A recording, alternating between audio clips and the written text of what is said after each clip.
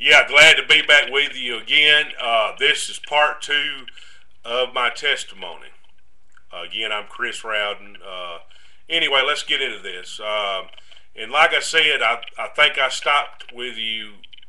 Uh, I think it was after my almost second DUI there. But anyway, I almost got three DUIs. Uh, the second one was pretty bad because I was over to the guy's house, right? We were drinking, and I had went. Of course, nothing happened over at his house. We were just drinking, just having fun. But when I went to leave his house, I was messed up, and I didn't. I turned too quick, and I didn't see the mailboxes in front of me, right? So I clipped about 10 mailboxes. Okay, so they called the law on me. I don't know if this is a big deal to you, but it was to me. So the people in the park, it was a trailer park. They called the law on me, right? So here I go hauling tail down the road, going back toward the house, and just passed out on the wheel, man. Radio running, van running. I think I might have turned it off. I can't remember, but anyway, next thing I know, man, boop, boop, boop, knock, knock, knock. The cops were knocking on my window. And so they asked me to get out, and then I cussed them out. I said, no, I'm not getting out. I didn't care, So, I just kept. I thought I knew everything, and yeah, I got locked up, and then I done a couple days in jail and bonded out of that, and then I get the court kind of threw it out of court, so I didn't get charged with that one. But then here goes again. I got in trouble right after that. End of that year, I got in trouble again for a public intoxication. I was over the guy's house, and we were drunk, and next thing I know, I went into it, I had messed up his bathroom. I can't remember exactly what I'd done, but he was pissed. So he was like, we were about to get in a fight, and I just, I thought I was going to have to cut him because he just done got so wild, on me, and I didn't know what was fixing to happen. So I ran out of the house, and he chased me, and that's when I pulled my knife on him. I said, that's when I brought out my knife and was fixing to cut him. But because I'll be honest with y'all, I wasn't no fighter. I'd just kill you, I was just that bad. I mean, I just did not care about nobody but myself. But I went to jail for a week, for about 3 or 4 days on that, bonded out, got out of it. And I'll be damn blamed, still kept drinking, I said in my mind, well, I think this is enough, and I told myself over and over, surely this has got to be God my last time, but I didn't quit. I kept on and on drinking, man, worried my family to death. They didn't want to be around me. Kids didn't want to be around me. People around me just didn't want to be around me. I was just miserable. Miserable as hell, really.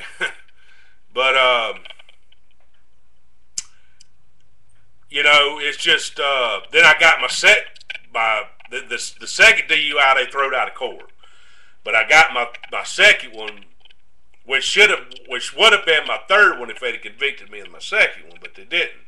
So I got my second one in August 2009, which is this past year. And man, you talking about a mess, dude. I mean, they give me almost 2 years probation, $2,000 something fine. I've done half my community work. I had 240 hours of it, and classes I had to do 8 to 12 weeks of classes. Which I just got done with, and the classes are not a piece of cake, okay? There's good and bad people in there, but I witnessed to them. I got through with it, thank God.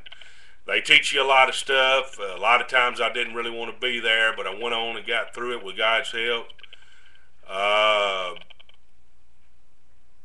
But the biggest thing, man, is and I just kept on. And then after I got this DUI, I didn't quit drinking.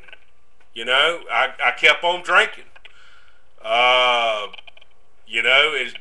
Some people would have said, that's it, I'm done. But it wasn't for me. I was not done. I wanted some more. And what I'm telling y'all is that my life was miserable as you couldn't even imagine. You know, and I drank another 3 or 4 months, you know, and I finally got the picture. But before I did, I went to my church. I went to my church drunk. Pissed a few people off at my church. I was not right with God. I tell you, man, I lived a double life. Which leads me to say the next topic, we're going to go into some scriptures. But anyway, that's my life, man. I was in jail about 6 or 7 times, in trouble with the law. I was up to a case and a half of beer a day, if that tells you anything. I was drinking a 30-pack a day. Keystone Light, the cheapest I could get. Bud Light, whatever the cheapest was. I mean, I was hard at it, man. I mean, and I tried other drugs. I mean, you know, I tried it all, brother. Sex couldn't give me. I mean, it's only, you know, I left one drug, went to another. I tried crack cocaine. I tried, did acid. You know, tried speed. Daffled in the occult a little bit. Hung out with a lot of bad people. Messed with a lot of bad women. Man, I was picking up dadgum hookers downtown Athens, picking them up left and right, giving them money for crack cocaine. I'd get in the back of the van, lay them out like boards, man. Just lay the pipe to them. But I tell you, you know, I'm not happy about that lifestyle, guys. I mean, it was a bad lifestyle. But, you know, there again, this is part 2 of my testimony. To make a long story short, you know, I was pretty miserable. Met a lot of gangs. I didn't get in very many fights. I never was much of a fighter. Although, you know, I could have gotten 100, but I was just a mean and violent person. I'd rather kill you than fight you. You know, that's the way I was. Fighting to me, that was the fun. That was being fun to somebody. You know, I mean, that was giving them a break. You know, so. But yeah, I mean, you know, I went from one beer, one glass of wine to 2-3 liters of wine to 30 to 36 pack of beer at a time, if that tells y'all anything. And like I said, I tried smoking dope, pot, crack cocaine, pills. I took, I'll tell how many pills I took.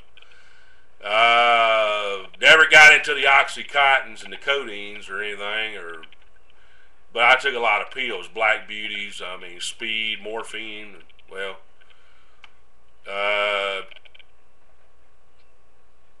ran with a lot of bad people, seen a lot of fights, used to hang out at a lot of bars. You know, another thing I used to do too, if they'll let me do this, another thing I used to be big into was clubs. I used to love going to clubs and strip clubs, man. I mean, you know, I love looking at women, fast women, you know, and I'd see them on the stage, you know, I like, wow, man, she looks good, you know, and I wished I had that, man, you know, and I wish, you know, I had this phobia in my mind that, you know, I was going to get this woman of my dreams. Alcohol, you know, it give me this, it give me this higher power feel, man. It made me feel 20 feet tall, 5 million pounds. You know, I was the bad of the bad. You know what I'm saying? But I'm telling y'all, man, it's a dead end road. You know, and let's go into some scriptures right quick, because I'm gonna cut this thing at 10 minutes. You know, the Bible says in James 1:8, a double-minded man is unstable in all his ways. What that means to me is if you got a double mind, your mind's going to be, God's going to turn you over to a reprobated mind, which your mind is not going to be right. It's going to be full of hatred and bitterness and everything else. And you know, folks, this thing's real, you know, and it says, "Be not amongst wine bitters," and Proverbs 23:20 says, "Be not amongst wine bitters, and amongst riotous eaters of flesh, for the drunkard and the glutton shall come to poverty, drowning shall clothe a man with rags." And you know, but guys, you know, for me, it's just this is part two, and like I said, I'm gonna go into some more, maybe a little graphic stuff, provided y'all listening to me. You know, we can keep on with this thing. I've got a big testimony. But I wish y'all well, and I'm going to see if this thing's going to work and see if I can get some views and get some people noticed, and we'll keep doing this thing. Y'all have a good day.